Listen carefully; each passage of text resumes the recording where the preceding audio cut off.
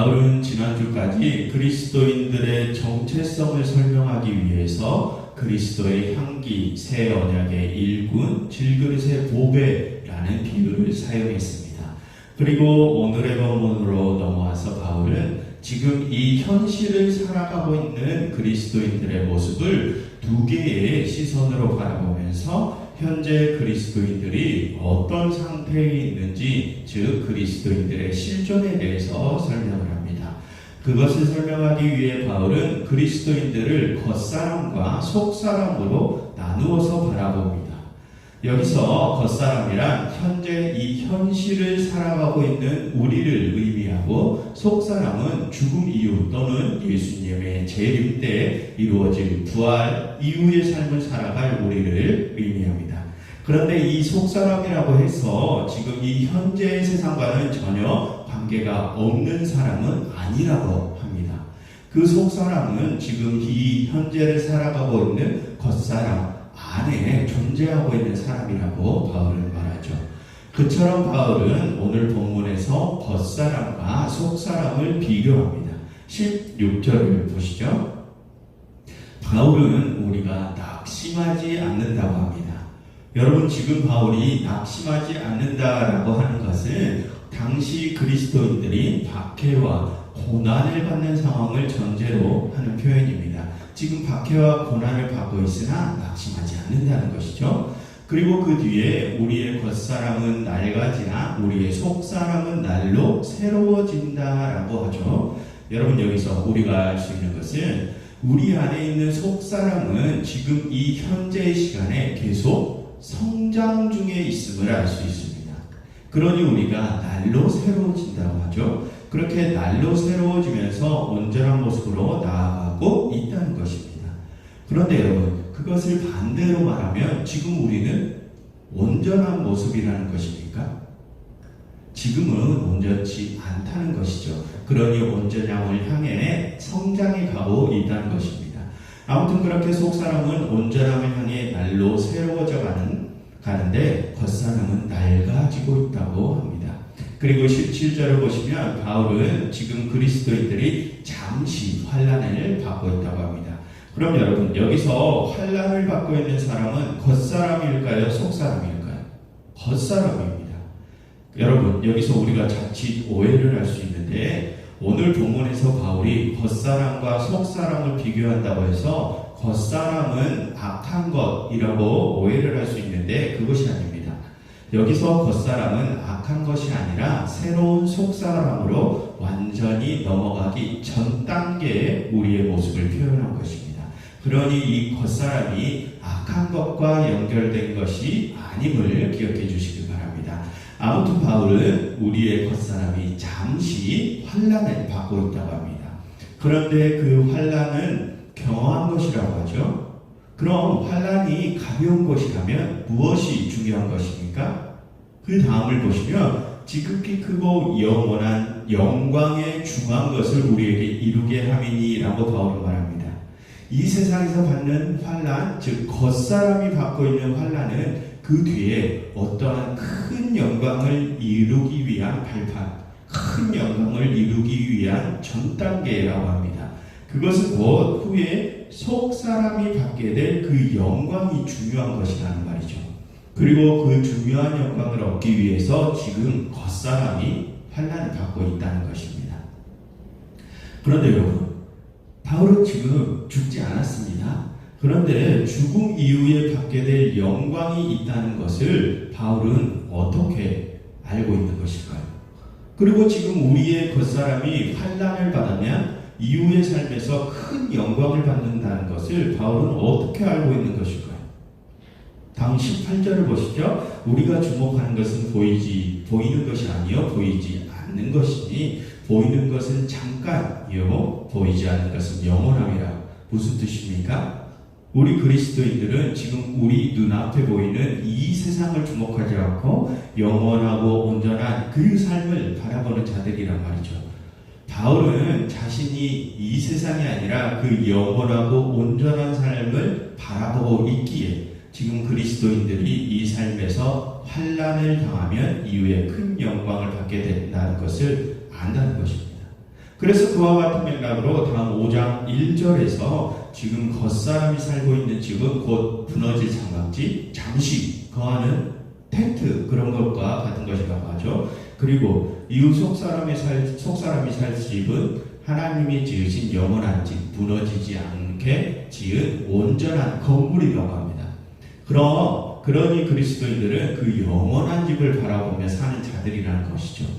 그런데 그 영원한 집은 지금 겉사람의 눈에는 보이지 않는다는 것입니다. 그래서 여러분, 지금 바울은 어떻게 그 미래를 바라볼 수 있냐는 것입니다. 겉사람의 눈에는 보이지 않는데 말입니다. 그 미래는 겉사람의 눈에는 보이지 않는데 말입니다. 여러분 잠시 5장 7절을 보시면 5장 7절을 보시면 거기서 바울은 믿음으로 보는 것과 눈으로 보는 것을 비교하는데 그것에서 우리가 알 수 있는 것은 지금 바울은 그 미래를 눈으로 바라보는 것이 아니라 믿음으로 보고 있다는 것을 알 수 있습니다. 그럼 여러분 지금 바울은 그렇게 믿음으로 그 미래를 바라보고 있는데 그럼 또 어떻게 바울은 자신이 믿음으로 바라보고 있는 그 미래가 참 미래인지 확신하는 것일까요? 눈으로는 보이지도 않고 마음으로만 보이는데 어떻게 그 미래가 진짜인지 확신하냐는 것입니다. 여러분 이번에 7장 5절을 보십시오. 5절 곧 이것을 우리에게 이루게 하시고 보증으로 성령을 우리에게 주신 이는 하나님이시라. 바울은 하나님께서 그 미래에 대한 보증으로 그리스도인들에게 성령을 주셨다고 합니다. 그래서 바울은 그 성령에 의해서 자신이 지금 믿음으로 바라보고 있는 그 미래가 참 미래임을 확신한 것입니다. 여러분, 성령이 그리스도인들에게 임하면 어떻게 됩니까? 그리스도인들에게서 그리스도의 모습이 보이게 했죠. 무슨 뜻입니까? 그리스도인들이 그리스도께서 보이셨던 희생과 사랑의 모습을 보인다는 것입니다.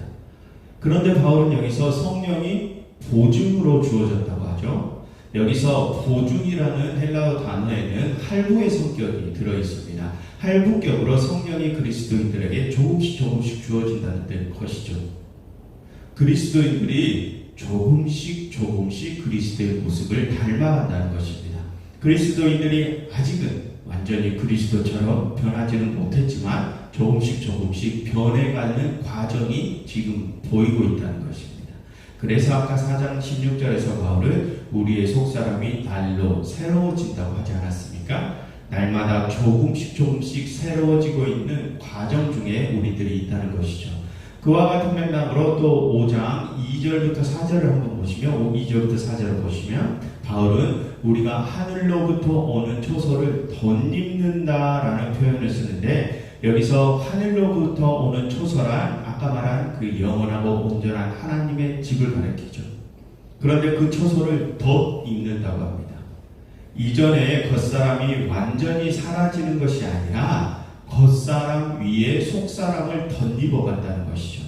계속 겉사람 위에 속사람을 덧입어가는 그 과정을 통해 겉사람은 점점 낡아지고 그 자리에 속사람이 가득 채워짐으로 나중에는 그리스도의 모습과 온전히 동일해진다는 것입니다. 여기서의 핵심은 지금 우리 그리스도인들은 온전한 모습으로 변해가는 과정 중에 있다는 것입니다.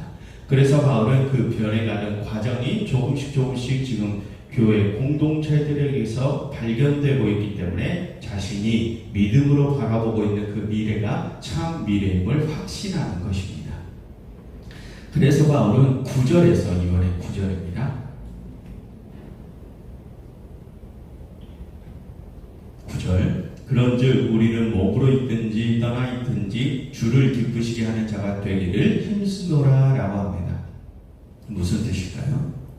여기서 주를 기쁘시게 하는 것은 지금 이 겉사람의 몸으로 박해와 고난 중에서도 타인을 위하여 희생과 사랑을 보이는 것을 뜻하죠.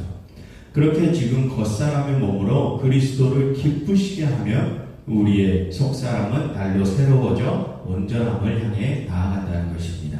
그러면 나중에 어떻게 됩니까? 다음 10절 바울은 여기서 심판에 대해서 언급하는데 그렇게 이 겉사람의 몸으로 그리스도를 닮아가서 속사람을 날로 새롭게 해야 그 심판을 통과한다는 것입니다. 그런데 여러분, 여기서 우리가 조금 주의해야 할 것이 있는데요. 그것은 이 말을 자칫 잘못 이해하면 우리의 행위로 구원을 받는다, 구원을 못 받는다가 결정된다, 이렇게 나올 수 있습니다. 그런데 바울의 요지는 그것이 아니라 바울의 요지는 지금 성령이 그리스도인들과 함께 하는가에 있습니다. 성령이 함께 하셔서 그 그리스도의 영이 지금 우리를 움직이는가, 그래서 우리가 날로 새롭게 변화되고 있는가, 그 말을 하는 것입니다.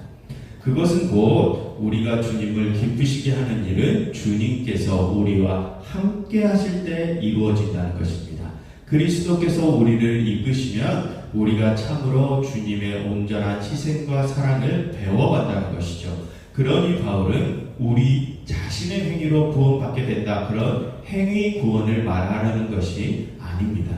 너희 안에 너희 속 사람이 성령과 함께 하느냐, 그래서 그 성령이 너희를 움직이고 있느냐, 이것을 묻고자 하는 것입니다. 그리고 여러분, 오늘의 본문에서 또 유의할 부분이 있는데요. 마지막으로 6절과 8절을 한번 보시면, PPT를 한번 보시면, PPT를 한 번 더 넘겨주시죠. 6절과 8절을 보시면, 여기서 바울은 우리가 몸으로 있을 때 있는 주와 따로 있고 몸을 떠나면 주와 함께 있다고 말을 합니다.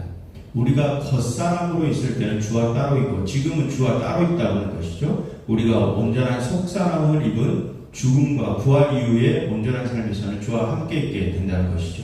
그런데 여기서 조심할 것은 우리가 주와 따로 있다, 함께 있다, 이 표현에는 언어적인 표현의 한계가 있다는 것을 우리가 인정해야 됩니다. 여러분, 만약 지금 우리의 겉사람의 몸이 주와 따로 있다면 그것은 지금 우리에게는 성령이 함께하지 않는다는 것입니까? 그럼 우리는 오직 죽은 후에라야 주님과 함께할 수 있다는 것입니까? 그 말이 아니라는 것이죠. 지금 바울이 따로 있다, 함께 있다 라는 표현으로 말하는 것은 지금 우리가 겉사람으로 있을 때는 주님께서 부분적으로 함께 하시고 나중에 죽음과 부활 후에는 온전히 함께 하심을 말하려는 것입니다. 지금 이 현재에서나 나중에 죽음 후에나 주님은 우리와 항상 함께 하시는데 지금은 부분적으로 함께 하심을 따로 있다라고 표현한다는 것을 꼭 기억해 주시길 바랍니다. 아무튼 오늘 본문에서 바울이 전하고자 하는 핵심을 다시 짚어보면 이것입니다. 지금 성령께서, 주님의 영께서 우리와 함께 하시느냐입니다. 그래서 우리가 점점 변화되고 있는지를 바울은 묻습니다. 그럼 여러분, 지금 나의 모습은 어떤지 한번 돌아보십시오. 지금 나는 날로 새롭게 변화되고 있습니까? 어제보다 오늘이 더 주님을 닮아가는 모습을 하고 있습니까? 여러분, 만약 내가 지금 그렇게 날마다 조금씩이라도 주님의 모습에 점점 더 가까워지고 있다면 지금 나에게 성령님께서 함께 하시는 것입니다.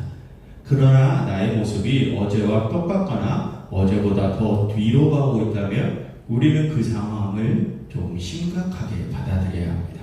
만약 그렇다면 그것은 지금 나에게 주님의 영께서 함께하지 않으신다는 증거가 될 수도 있기 때문입니다. 여러분, 오늘 바울은 심판을 언급했습니다. 그 심판은 성령께서 우리와 함께 하시어 우리를 변화시켜 우리가 날마다 주님의 모습을 조금씩 더 닮아가야 그 심판을 통과할 수 있다고 합니다. 여러분, 그것은 바울이 그냥 하는 말이 아닙니다.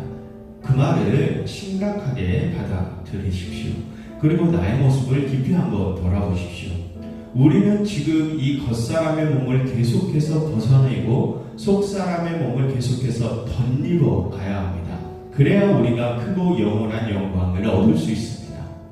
그러니 여러분, 성령님을 의지하시며 날로 변화되십시오. 조금씩이라도 어제보다 오늘의 더 나은 모습으로 살아가십시오. 그래서 마지막 심판대 앞에서 영원하고 큰 영광을 받으시는 여러분들이 되시기를 바랍니다. 여러분, 이 시간 이렇게 함께 기도하면 좋겠습니다. 하나님, 저희가 성령님의 인도하심을 따르게 해주세요. 그래서 저희가 날마다 변화되고 날마다 주님의 모습을 더 닮아가게 해주세요 라고 함께 기도하면 좋겠습니다.